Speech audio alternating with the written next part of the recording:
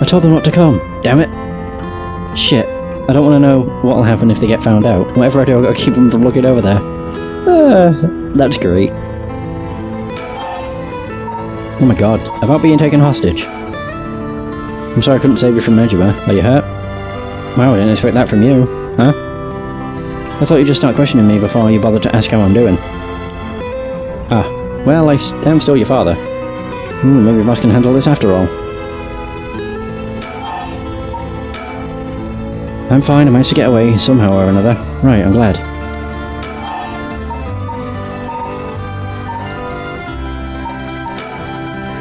You have a curse stone, don't you? I do. You wouldn't happen to feel like handing it over, would you? The police will handle any damages the curse caused. Now, before you do any more wrong with it, I'm not giving it up. Of course not. Me being a curse bearer, are you after my life? That's exactly what I'm here for. I didn't come to chat. We can talk all you want, but as soon as the conditions for my curse is met, I'll use it, no hesitation. Wow. Or do you have more than one? How many curse stones do you have? 3. Not that it matters. 3, huh?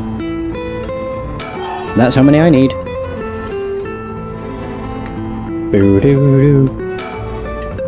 I'm not handing them over. Alright, about the talisman. Can I ask you one thing?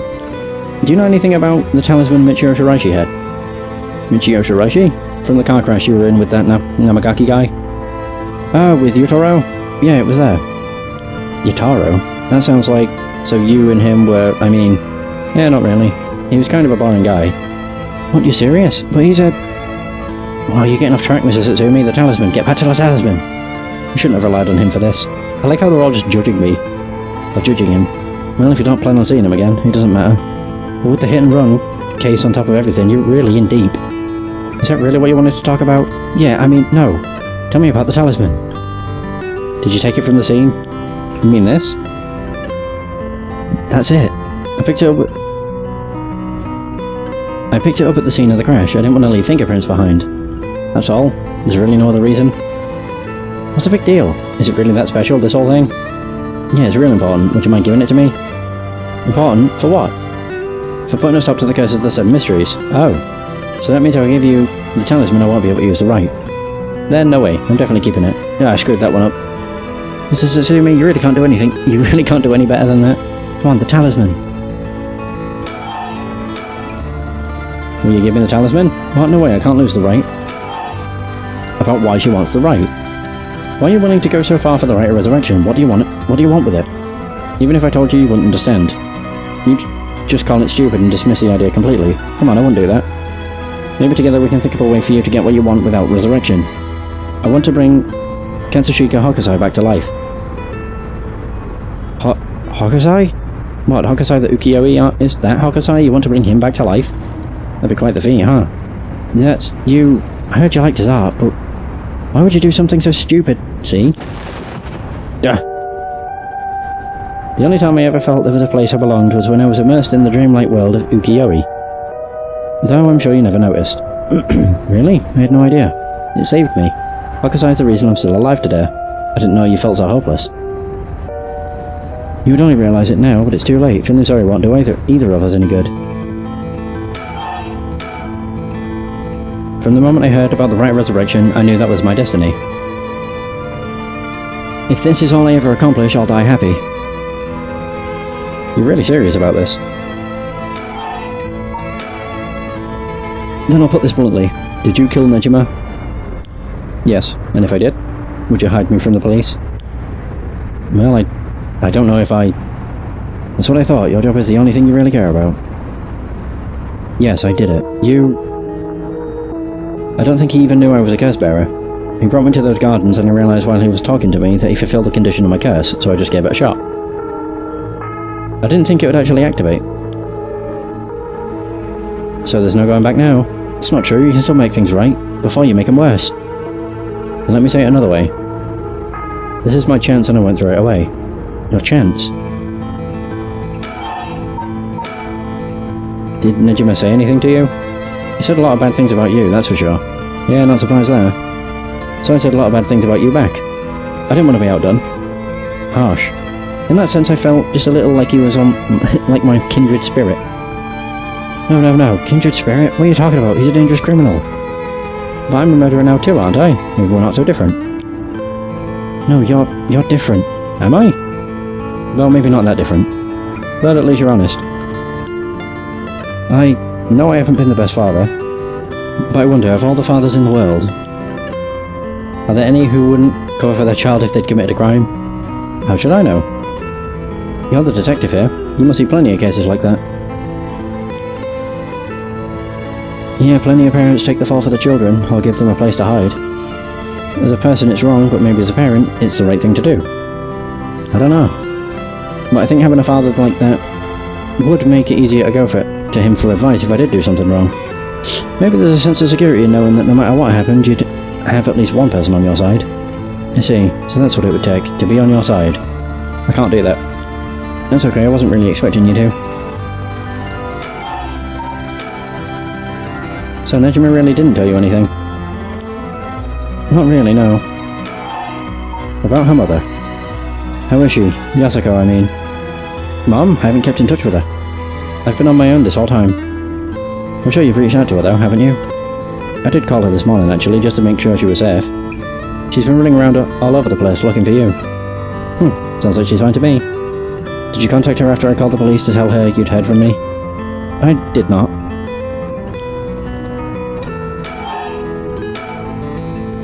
Well, I've heard you're into nightlife and staying out late these days. Didn't want her to worry more than she already was. You'll want to talk. Oh. I think I've let you talk enough. Mind letting me have a turn? By all means. You're hiding something. You're hiding something from me, aren't you?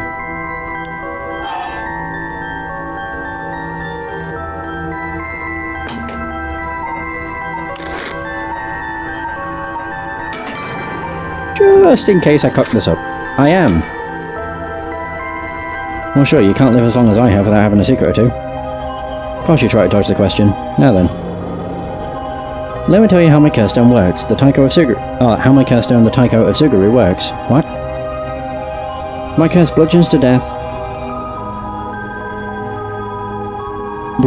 anyone I find out is hiding something from me. So if you try to cover something up that I know is true, it's basically you can't lie, I'll be able to use my curse on you. With that in mind, can I ask you one more thing? I get it. Why you wanted to see me. Now let me tell you one thing first. The Evergreen Beach has a similar condition. I can use my curse on anyone who tells me a lie. What? How is that fair? And you use that curse on me? As an officer of the law, it's inexcusable, but as a parent with a duty to his child, I have no other choice.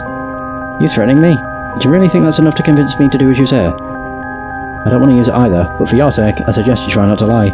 I could just use all the other ones. Go ahead then, if I lie, then so be it. Okay, I'm gonna ask. If you try to hide it, now you really will die. Am I your real daughter? I'm just a baby you picked up to replace your stillborn, aren't I? And you could never bring yourself to tell me who my real parents were, so you kept hiding it.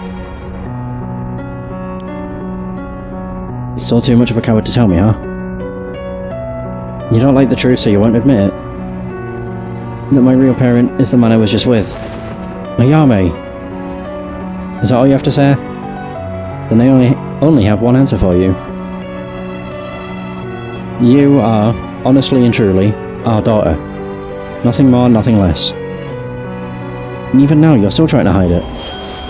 Why? Are you really that stupid? Oh god.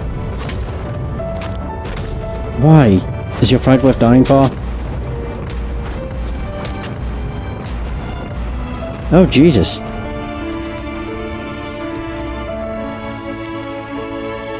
I should have known. Why? Why go this far to hide it? Ayame, listen. Huh? You're... how? Oh Jesus. Ayame, be proud no matter what happens, you are our precious daughter. Oh wait, how are you still alive? I don't know what that piece of shit Nejima filled your head with, but you're not Shino, and you're not Ashino either. You're our daughter. Ayame Satsumi. Alright, I guess it's Tono now. Well, that's fine too. Satsumi, Tono, both will always be a part of who you are. What? Why are you doing this? It's not true. The curse proves that it's not. Sure, you probably don't have many memories of us playing together. And I did leave everything at home to your mom, and I was barely ever there for you. Even so, when I was working, no matter how grisly a crime scene I was at, all I ever wanted was for you to grow up to be happy. That's it. Why? Why say all of this now? So do one last thing for me. I want you to tell me the truth too. And if you lie to me now, I'm taking you with me. Stop, I can't. The mastermind behind all this, the one who awakened the curses of the Seven Mysteries in order to use the right, wasn't you, was it? No, I wouldn't even know how to do that. And picking up Michio Shiraishi's talisman was just coincidence, right? Huh? Yeah, I already told you that. Ah, good. Hearing that, I can rest easy. You're nothing like Nejima. You can stand on your own two legs. You can keep living without escaping into a fantasy. You can hate me, you can dream all the crazy dreams you want. Just don't ever stop trying to do good. You're a victim of your curse too. It's not too late to atone for the hit and run, for using the curse. Don't run away. You can still make things right. I know you can, because you're my daughter. And after that, just live the best life that you can. I was not expecting him to die. Jesus.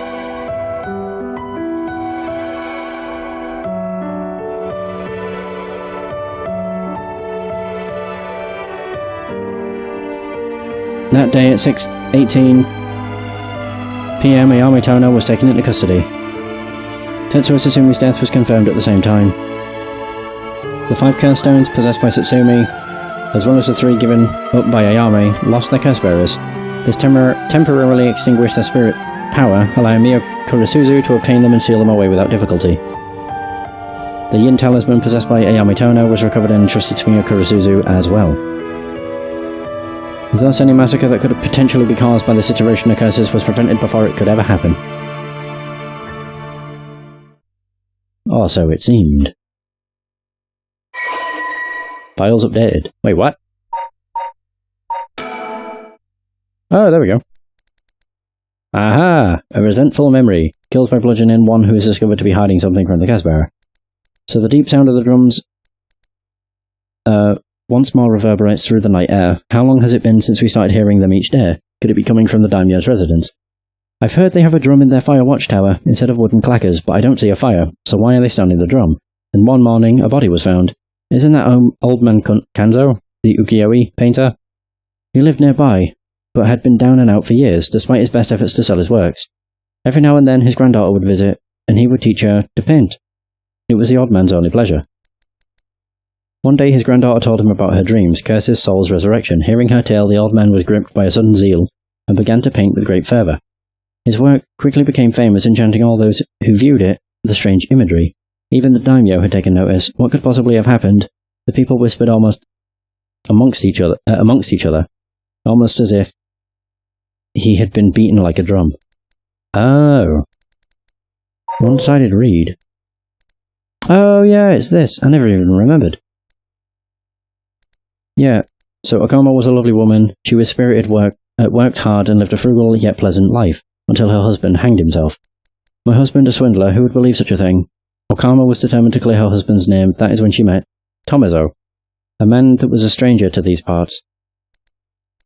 This man must be one of the daimyo's spies. It appears that after my husband, I will be next, so be it. But what is he hunting for? Okama, putting on the airs of a woman mourning her husband, went to the bridge nightly to seek information from Tomozo. She soon discovered that she was right and that her husband had been deceived. Okama decided to bring her newfound knowledge to the daimyo. Much to Tomozo's alarm, angered at having been misled, he confronted her on the bridge, but Okama would not listen. She cursed him, called him vile names, and eventually his patience had worn thin. Blood splattered everywhere, and by the time he returned to his senses, it was already too late. He looked over the bridge into the river of blood below and saw the corpse of a woman missing both an arm and a leg. Jeez. Oh. Jun Erio, 8 PM.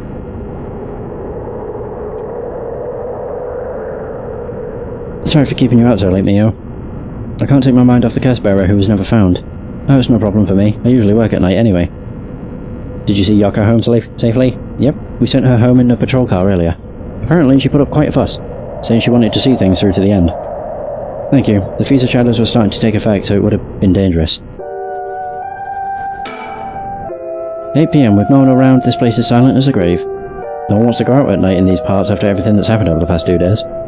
Understandable.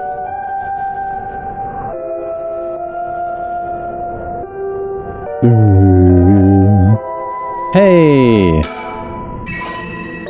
Nice. Oh. What's wrong? Next is Detective Ario. What? Can't get my mind off the remaining curse stone, the Whispering Canal, and who the mastermind is. But we have to deal with that thing before I can worry about any of that. How's it going with the 2 talismans? Have you figured out the location of the Ricardo Fetzian scroll? I have, more or less.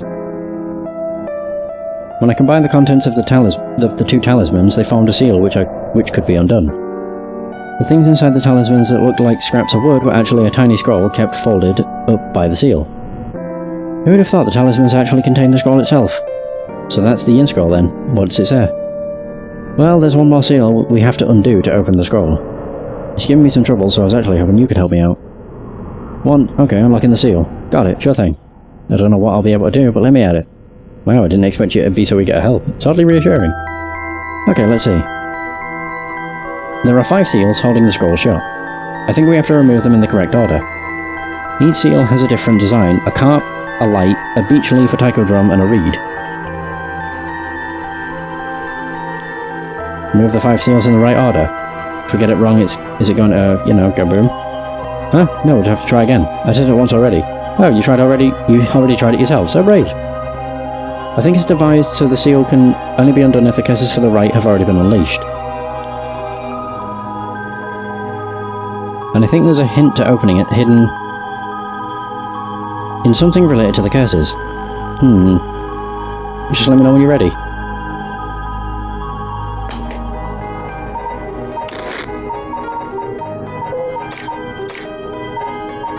Something to do with the... Oh, wait a minute. No.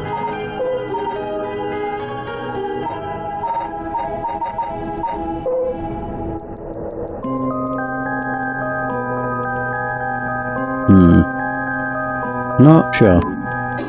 Whatever. Consult with Mio. It won't explode or anything, so we might as well give it a try. Let's see, okay. Remove the seals. Remove the 5 seals in the correct order. I don't even know how it'd begin. What?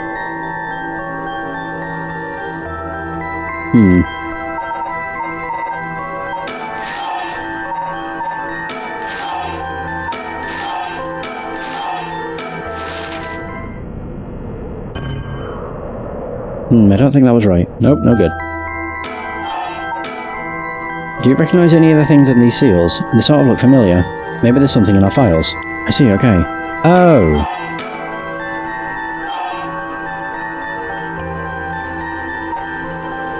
On the seals?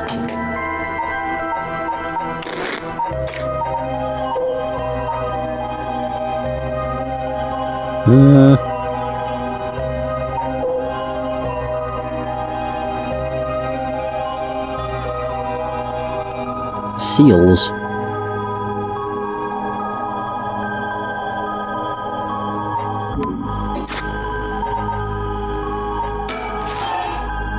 I have no idea.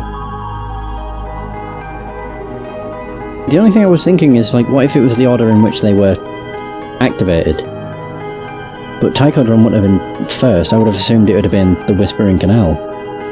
But I don't even know when the Whispering Canal was actually activated.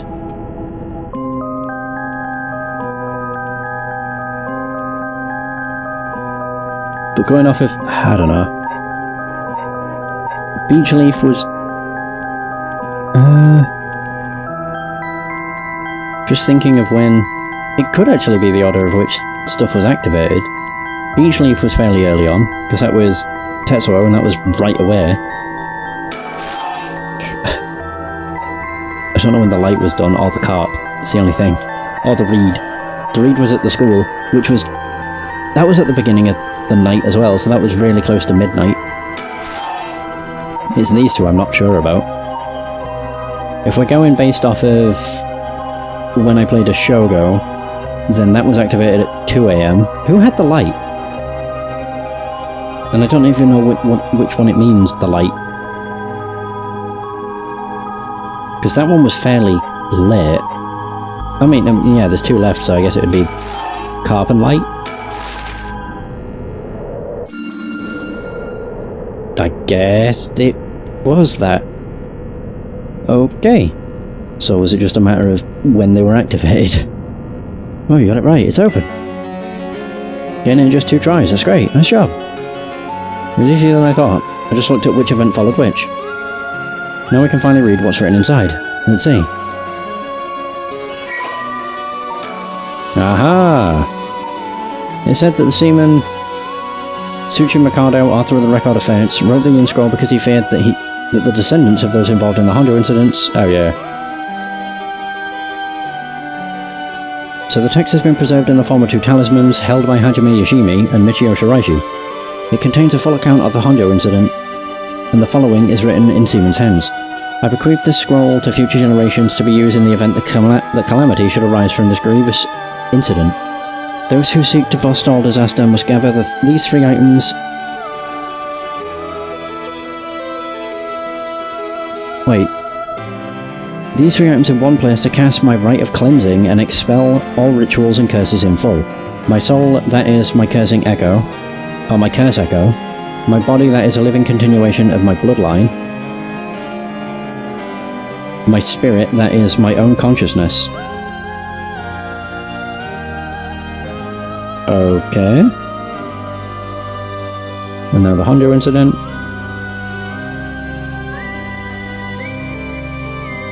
Wait.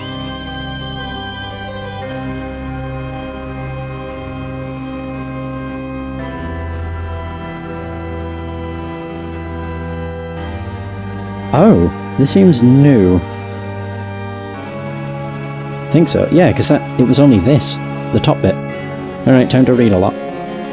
This is a story that takes place in the late Edo period. There was once a family that lived in a row house in Honjo. The family consisted of a Netsuke craftsman named Jinkichi, his wife Koma, and their daughter Toki. They enjoyed a poor but happy existence. One day they took in a man by the name of something, who claimed to be a Shimoji. He was on the run, having barely escaped with his life from something or another, and wound up in Honjo. The tough circumstances had left him sick and destitute. Jinkichi felt sorry for the man and decided to shelter him. The stranger was deeply grateful for the kindness and care of Jinkichi's family, as without it he would have surely died, and told them thusly on the day of his departure, "I want to give you my thanks, but unfortunately I have nothing of value." He paused then asked, "Is there anyone you want to bring back to life?" It turns out that the man's true name was Tsuchi Mikado Seaman, a descendant of the renowned Onmyoji. He had been researching the fabled rite of resurrection. For his crime in unearthing this forbidden rite, he was chased out by his family, but he wrote down everything about the spell in a book he named the Record of Fates, while on a run. Whoever sought to perform the rite would need to kill people and gather their soul dregs. Seaman only researched the rite out of the spirit of inquiry, but thought himself willing to use the rite if it was for the sake of Jinkichi's family. However, Jinkichi shook his head. "Sacrificing someone is unthinkable. We didn't help you because we wanted something in return, so you owe us nothing," he said, declining the unbelievable offer. Seaman bowed his head in gratitude countless times at those words and left their house. In the same area, there lived an ukiyo-e artist known as Old Man Kanzo.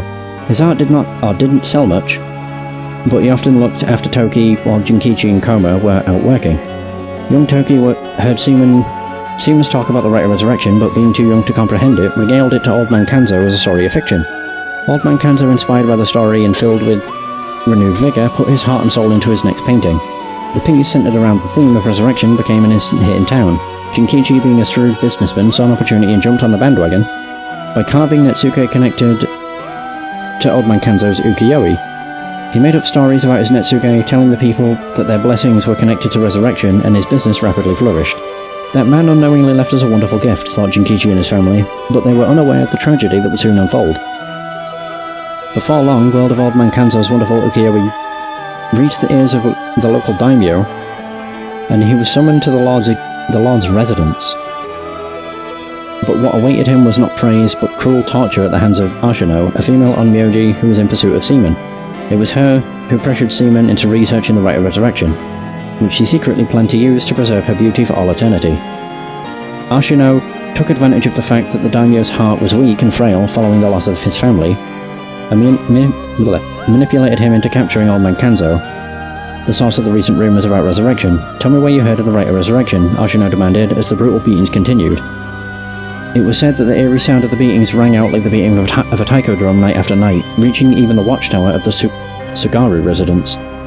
In the end, Ashino's cruel torture secured her the information on Jinkichi's family and the existence of the Record of Fates. The daimyo sent his chief retainer to bring in Jinkichi, and the torture resumed afresh with the new captive. This time she intended to obtain the whereabouts of Seaman and the location of the Record of Fates. Jinkichi didn't know where Seaman went, but even if he did, he had no intention of telling and stubbornly kept his mouth shut. The torture was pushed too far and Jinkichi was unintentionally killed before he spoke a word. The daimyo had Jinkichi's corpse hanged from a beech tree and declared that, unable to bear the guilt of the crime of deceiving the masses with false rumors of resurrection, Jinkichi had committed suicide. This too was all part of Ashino's plan to send a message to the common folk, especially the increasing number of those who sought out the rite for themselves. News of what happened to Jinkichi spread and people lost interest in the rite, wondering if the stories of resurrection were all but a lie. But rumors that the daimyo's word was perhaps not all that truthful spread quickly when a dancer claimed to have witnessed the chief retainer's cold-blooded handiwork firsthand, and Honjo fell into unrest once more. The chief retainer arrested the girl and proposed a deal to put a stop to the rumors. The girl was to say she just wanted attention and retract her story by saying it was entirely made up. In exchange, she would be given a most wondrous stage to perform on. But when the day came, she was suffocated by the mask prepared for the performance. Unbeknownst to her, the mask had been covered in glue as part of the plan to kill and silence her. Koma never believed for a moment that her husband Jinkichi had committed suicide. She was certain someone was behind his death, and asked around persistently for the names and addresses, and any other information she could find on people with connections to the daimyo. The chief retainer would not allow things to escalate any further and had Tomozo, a ronin who once served as a spy, go after her. However, she turned the table on him, shouting, "It was you who killed my husband, wasn't it?" Confronted with the accusation, Tomozo flew into a blind rage and cut Koma down in broad daylight. Ordered to take responsibility for his failure by committing seppuku, he exposed the daimyo's plot as he disemboweled himself by the lantern of the soba cart used to give coded signals. With both her parents gone through means unbeknownst to her, Toki found herself to be all alone. One day late at night, she went searching for her parents and met her doom falling into a canal where she drowned. Meanwhile, the chief retainer had made no headway whatsoever in finding Seaman's whereabouts, and an incensed Ashino decided to set fire to his residence, burning him alive. In truth, all those connected to those events thus far were cursed by Ashino, so that their souls would turn into soul dregs upon death, which she had been collecting. All she needed to perform the rite now was to get her hands on the Record of Fates. Sensing that there was something serious at work behind the recent string of strange events in Honjo, Seaman returned to find he was too late. He broke down in tears when he learned of the unfortunate and unnatural deaths Jinkichi's family had met. Seaman realized it was the handiwork of Ashino when he found their soul dregs had been collected, and decided he had to prevent any further sacrifices from happening by confronting her on Howanji Bridge. What ensued was a fierce battle of spells that endured till the break of dawn, though those who did not know any better only saw what they believed to be eerie flashes and supernatural orbs of light. At the end of the long battle, Ashino defeated Seaman and obtained the Record of Fates, but he had placed a curse upon her foot. Ashino dragged her foot corrupted and horribly inflamed and sought refuge at the nearby residence of a retainer, and angrily demanded they wash her foot. Ashino died then and there, filled with agony and her foot cursed and rotten.